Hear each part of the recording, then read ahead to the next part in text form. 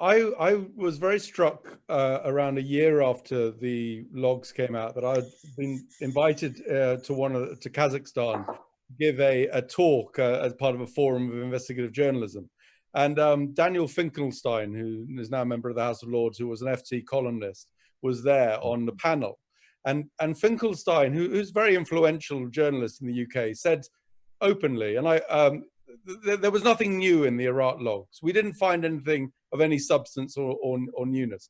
And I really lost my temper. I think I may have even sworn because I was so offended by this belief and this was, I think, in a way, a media mantra that particularly came out of the sort of pro-government, pro-military papers, that there was nothing new in here, nothing to see, and we should move on and don't cause a fuss.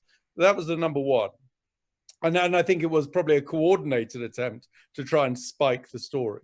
The second thing, which I thought was quite egregious, was this way in which those media entities who were not part of the consortium almost saw it as their moral duty to do whatever they could to try and unpick the validity of our reporting, partly through personal attacks on Julian Assange. And Julian, I think, so I recall being interviewed for 2 hours by the New Yorker for a piece they were doing on the Iraq war logs and Julian.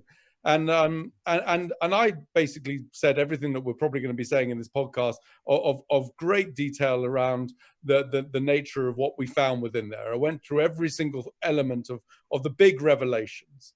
And then at the very end, she said, well, give me some personal detail on Julian.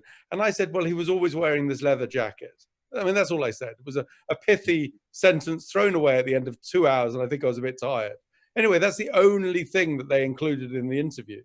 And I saw this time and time again where Julian became the story, even though I don't think that he was deliberately trying to create that environment. And the revelations that we found within the logs were not amplified in the way that I felt they were.